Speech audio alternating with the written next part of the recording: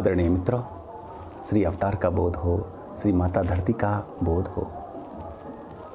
मित्रों, आज आया है प्रश्न कि क्या है कर्म फल, क्या यह मिलता है सबको? तो आज इस पर ही हम आपके सामने वैज्ञानिक आध्यात्मिक व्याख्या करने जा रहे हैं। आपको क्या विश्वास है इस पर, यानी कि कर्म फल पर विश्वास है? देखिए, आप में से बहुत लोगों को तो विश्वास होगा कि भाई जैसा हम कर्म करेंगे वैसा ही फल हमें मिलेगा ही मिलेगा। लेकिन आप में से ऐसे भी होंगे लोग जिन्हें इस पर अच्छी तरह से विश्वास भरोसा नहीं होगा। हमने गांव में एक सुनी थी कहावत कि जो करे पाप वो 7 बेटे का बाप, और जो करे पुण्य उसके देह में लगे घून।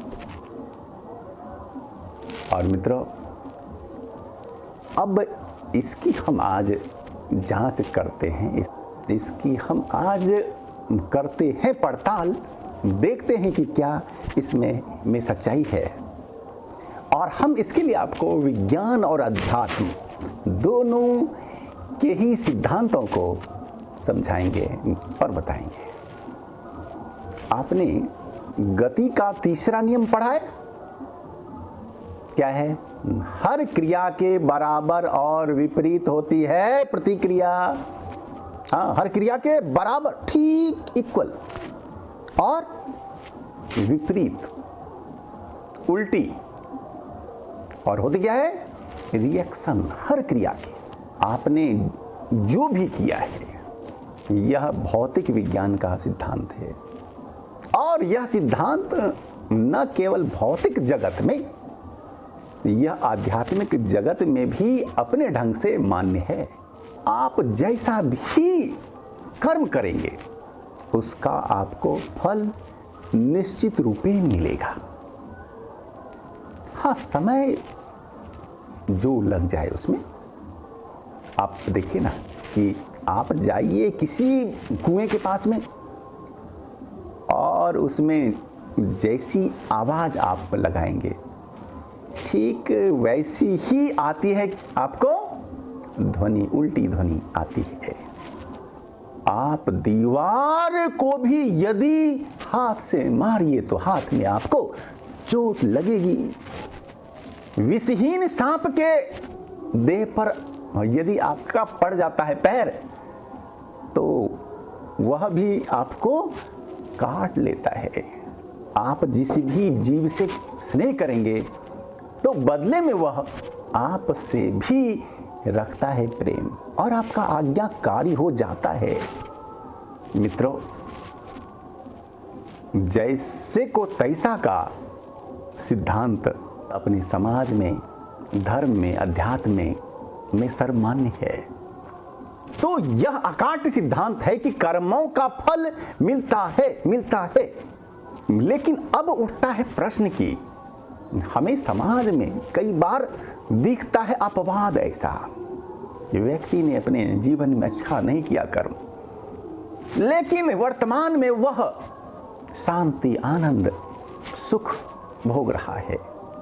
और जिसने किए हैं अच्छे कर्म, जिसने त्याग, तपस्या, सेवा, परमार्थ में समय लगाया है, वह व्यक्ति आज दुख भोग रहा है, वह पीड़ा में है, वह बेचैनी में है, वह नीचे गिर रहा है।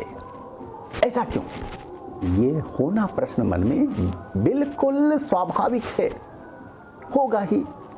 तो आइए इस पर विचारते हैं। और मित्रों, इसके लिए आपको जानना होगा कि हमारे जो होते हैं कर्म, वे कितने तरह के होते हैं। तो आप जाने कि 3 तरह के हमारे होते हैं कर्म। पहला होता है क्रियमान, यानी वर्तमान कर्म, जिसका फल हमें अभी अभी मिल जाता है। हमने भोजन किया और पेट भरा, शरीर को शक्ति मिली, ये हुआ हमारा क्रियमान कर्म। यानी जिसका फल हमें लगे हाथ मिल जाए वो हुआ क्रियमान। और दूसरा होता है कर्म, वो है संचित कर्म, जिसका हमें फल मिलता है बाद में। वह हमारा कर्म हो जाता है संचित, जमा हो जाता है भगवान के बैंक में, समझ लीजिए कि हो गया जमा, ठीक है। और उसका फल भगवान जब चाहेंगे समयानुसार, समय परिस्थिति हिसाब से वे आपको देंगे उसका फल, लेकिन मिलना ही है, इसमें कोई संदेह नहीं।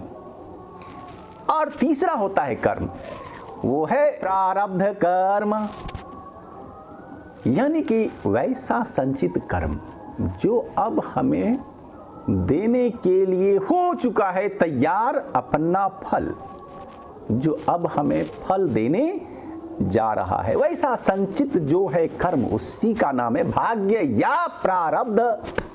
यानी कि भाग्य नहीं होता कुछ, वो आपका ही संचित है कर्म, जो आज भाग्य के रूप में दिखाई दे रहा है, ठीक है। तो अब यहां जो है समझने वाली बात है क्या, कि यदि दिखाई दिया कि व्यक्ति ने जीवन में अच्छा नहीं किया लेकिन उसे फल अच्छा मिल रहा है, दिख रहा है, तो जाने कि भैया जो उसने कर्म किए थे बुरे, अभी वे कर्म हैं कहाँ, संचित में, बैंक में है अभी वो। और जो फल दिख रहा है, अब पिछले अच्छे कर्मों का फल वह आपको अभी दिख रहा है, ठीक है।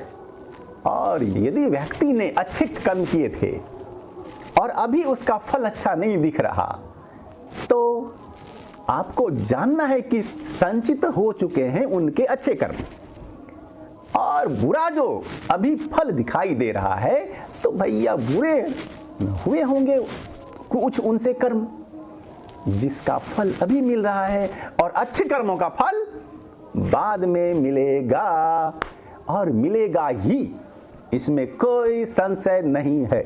देखिए भैया वीडियो हो जाएगा लंबा, तो फिर आप लोग जल्दी देखते नहीं है लंबा वीडियो, इसलिए हम आप नहीं बोलेंगे हाँ।